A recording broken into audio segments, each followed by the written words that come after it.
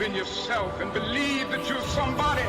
Vision. Hello, everybody, and welcome to another episode of Realize Your Power, where we give you tips, tools, and advice to give you your power. I'm your host, Sade Burrell, and I'm so excited to be here with you right now. Let's dive straight into the topic of today. Today's topic is community, and I want you to think of community as a personal community. I don't want you to think about a macro community. When I say macro, that means, your neighbors, that means your school, all that. No, I don't want you to think about that. I want you to think about your own personal community. And if you don't have one, I'm actually going to give you some tips on how to get your own personal community. So this podcast is the power of a community. What got me started on this topic was last night I attended an event at a local organization in San Diego that I was part of for many years, an organization that I give credit to for introducing me to a lot of people, for helping me in my earlier years in college, and just being supportive of me all around. So I attended this event on Saturday. I was running late. That's a different story. But I almost didn't make it. Because I felt like I'm already late. I don't want to go in there interrupting. And, I just had that thing in my mind. And something said, no, go. You need to see these people. So I went. And of course, my table's like right in the front. So I walk in, and as I'm walking in, my cousin is actually performing. And I'm listening to her perform. I mean, she is the best with the lyrics. She was absolutely amazing. She had this powerful, inspirational poem that she had written herself, and it was absolutely amazing. So I walked in during a good time. And when I walked in, I sat at the front table, and I seen everybody. And everybody who was at my table was everybody who played a huge role in my life in my earlier years. So let me tell you who's all at this event.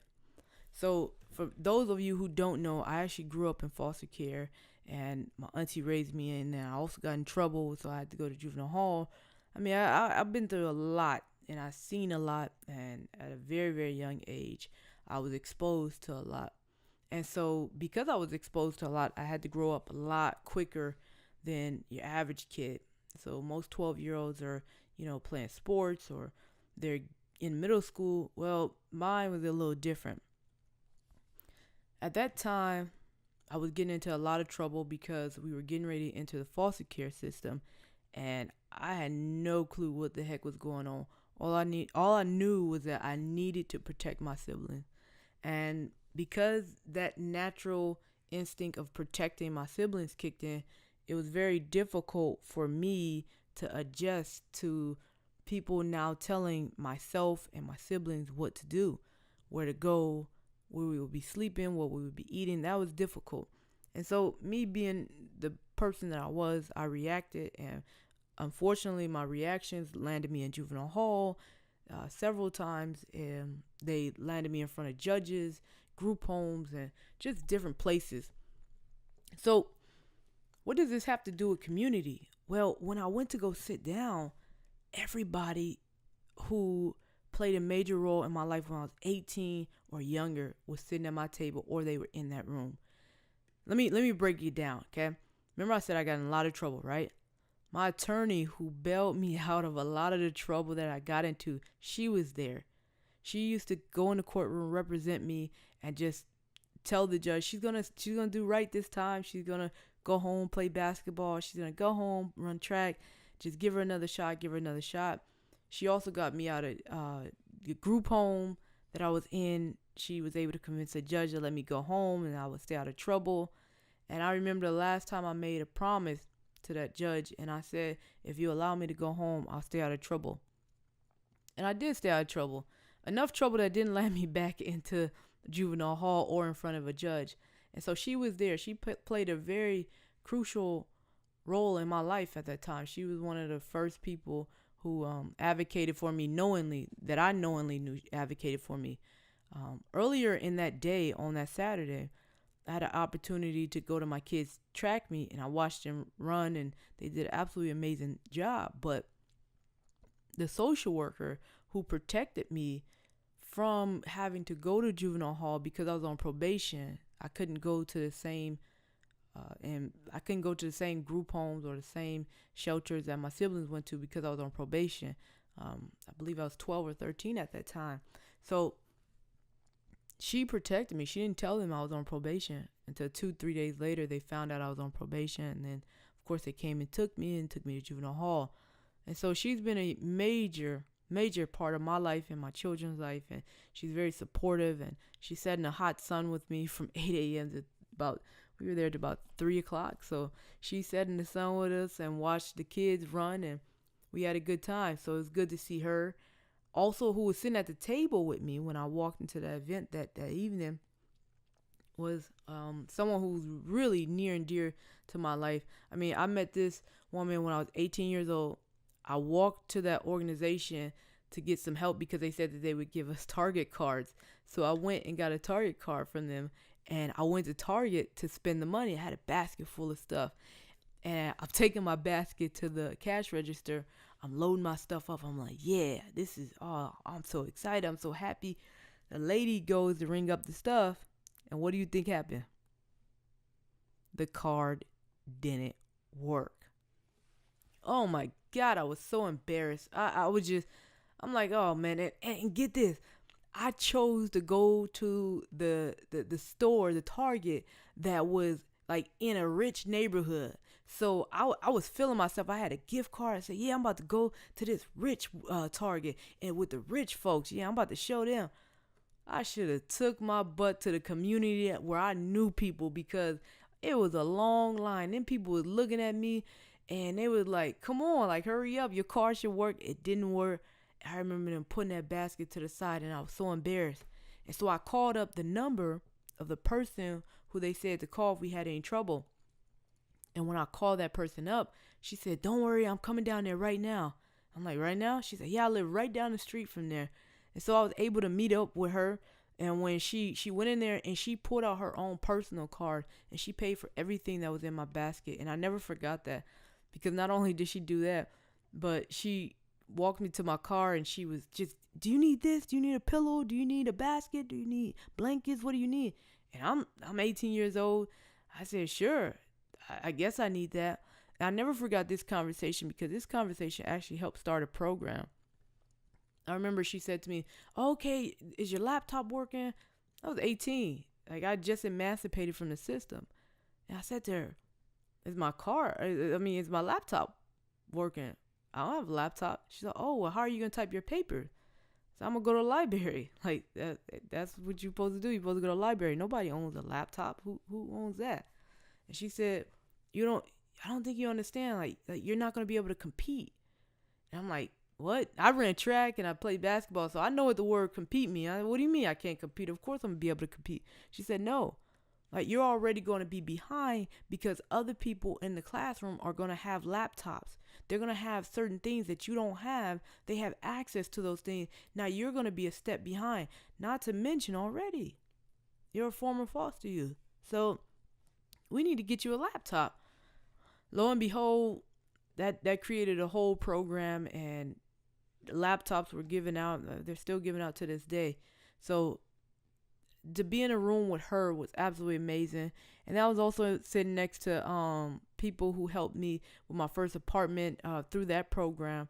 They helped me decorate my first apartment, everything down from a bed to a couch to dishes, silverware, a dustpan. I still have some of the stuff that they gave me over 10 years ago.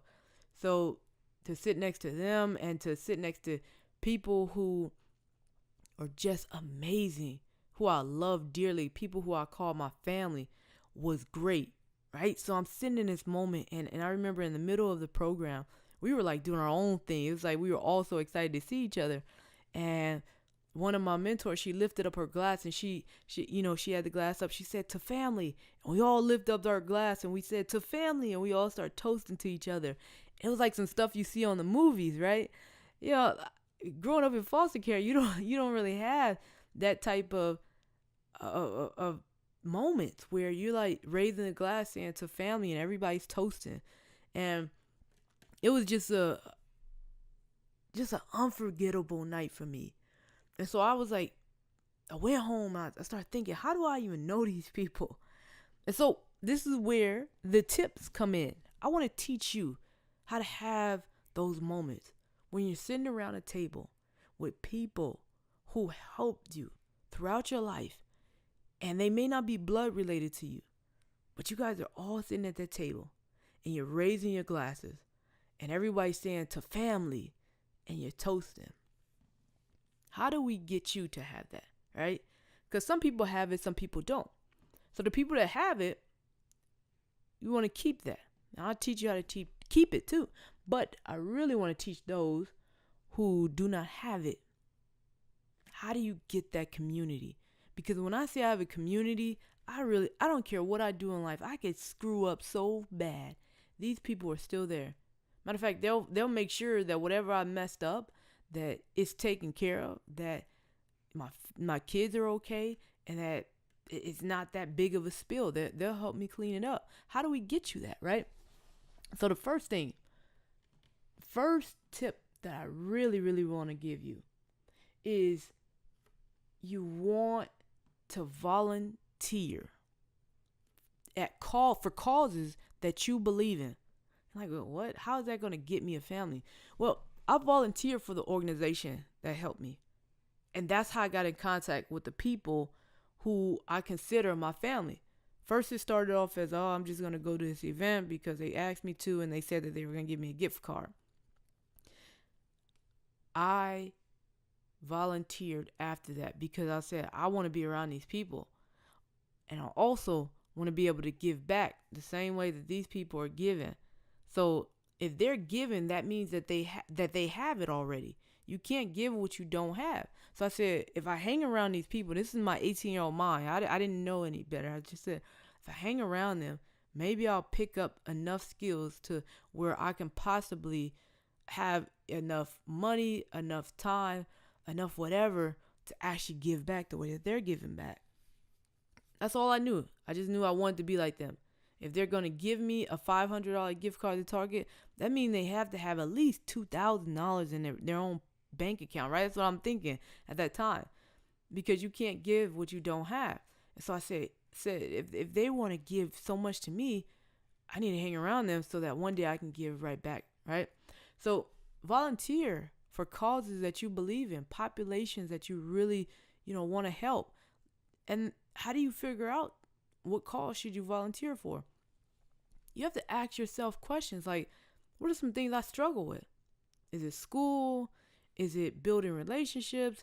Is it, did I go through foster care? Did I have something traumatic happen to me? Was I in the military? Like what is something that personally happened to me? Because if you make it personal, or someone who's been through certain situations, if you make it personal, you're more willing to give it your all. A lot of the people that volunteer for this program, a lot of them aren't foster youth, but they heard a story. They met a foster youth. Somehow they became connected to the cause. So you need to connect yourself to the cause. So now you're like, well, okay, I found the organization. I know which one I want to volunteer for, or I have something I want to do, right? So what's the next step? The next step is you got to stay connected. See, after I met, this woman, my mentor, in the parking lot, I didn't just stop. Like, I just called her and let her know, I'm doing okay. Every semester, every few weeks. Then we started going out to eat. She started mentoring me. Then she became like a mother to me. Every close relationship that I have with someone who is not blood related to me, it all started because I stayed connected to them. And they stayed connected to me. And I also understood that just because I send one email and they don't respond, that I stop. If you didn't respond to the first email, I was going to keep going. And the reason why I was going to keep going is because I had something that I needed and you had it, whether it was a conversation, whether it was some type of skill set that you could teach me, you have it and I need it. And I'm not going to stop just because you don't feel like emailing me back. I'm going to call you, I'm going to text you, I'm going to do whatever it takes in order for me to get it. And that's exactly what I did. I really needed to learn how to be more like these people. So I stayed connected to them. So you got to stay connected to the people.